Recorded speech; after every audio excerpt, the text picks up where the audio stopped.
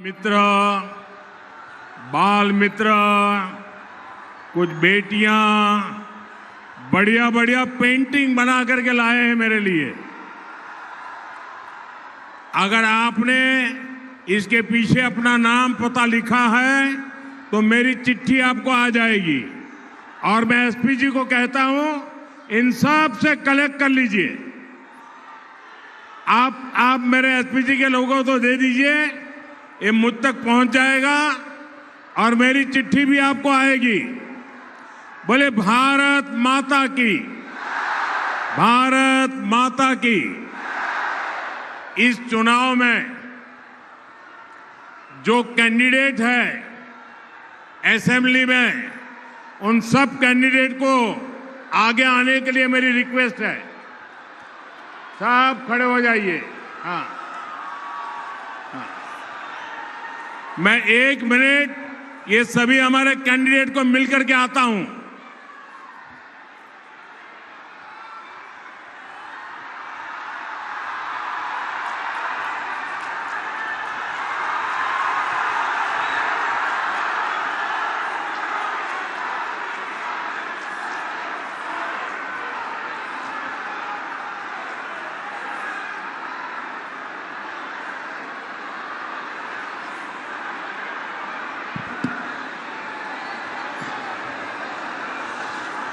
भारत माता की।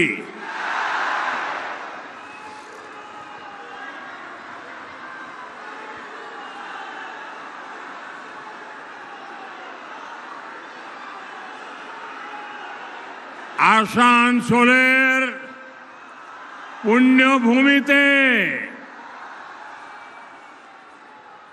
अपना देश सौभाग्य के अमार प्रणाम।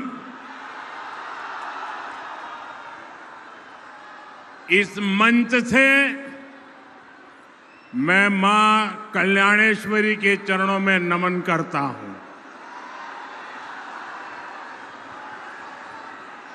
मैं गागर बूढ़ी चंडी माता को भी प्रणाम करता हूं। साथियों, हमेशा की तरह पश्चिम बर्धमान की जनता का ये प्यार, इतना बड़ा जन सैलाब, ये उत्साह, ये जोश, ये माहौल, ये बता रहा है कि बंगाल में परिवर्तन की ताजा हवा चल रही है। बंगाल में परिवर्तन अब पत्थर की लकीर बन चुका है। पूरा आसनसोल अब परिवर्तन चाहता है। पूरा बंगाल परिवर्तन चाहता है। मेरे साथ बोलिए, पाल्टानो दोरकार,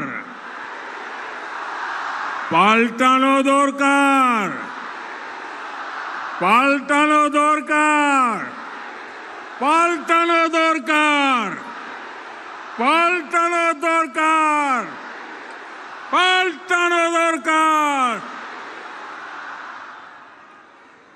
भाइयों बहनों,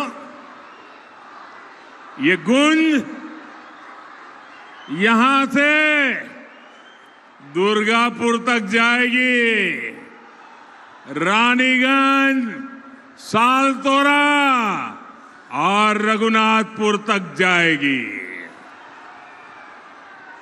ये बंगाल के जन जन की आवाज है। बंगाल में टीएमसी के पापों का गड़ा अब भर चुका है। बंगाल में अगली सरकार डबल इंजन सरकार बनेगी। 4 मई के बाद बंगाल विकास के एक नए युग में प्रवेश करेगा। साथियों,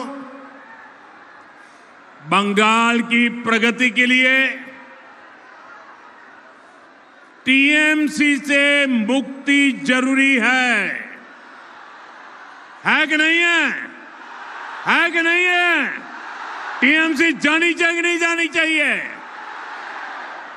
क्योंकि आज जब पूरा देश तेज रफ्तार से आगे बढ़ रहा है, तृणमूल कांग्रेस बंगाल को पीछे धकेलने में लगी है। यहां के संसाधन, यहां की संभावनाएं और नौजवानों के अवसर सब पर टीएमसी के गुंडों का कब्जा है। बंगाल की जो संपत्ति विकास के काम आनी चाहिए, उसकी खुली लूट हो रही है। हमारे आसनसोल के लोगों से बेहतर भला ये कौन जान सकेगा? आप देखिए, आसनसोल कोल बेल्ट का इतना बड़ा इलाका है, लेकिन टीएमसी राज में इस पूरे कारोबार पर सिंडिकेट का कब्जा है। कोयले की कालाबाजारी, कोयला माफिया, बालू माफिया, भू माफिया, ये सब इस पूरे इलाके पर बोझ बन गए हैं। बंगाली मानुष इससे परेशान है। साथियों, आसनसोल और दुर्गापुर का ये पूरा इलाका जो कभी बंगाली नहीं, पूरे देश के औद्योगिक विकास का बड़ा केंद्र था। साइकिल से लेकर रेल तक, पेपर से लेकर स्टील तक, एल्यूमिनियम से लेकर ग्लास तक, यहां कारखानों की लंबी चेन थी। पूरे देश से लोग यहां काम करने आते थे। लेकिन आज यहां उद्योगों का लगातार पलायन हो रहा है। यहां के युवाओं को घर छोड़कर बाहर जाना पड़ रहा है। पूरे बंगाल का यही हाल है। पूरा बंगाल इसी संकट से घिरा है।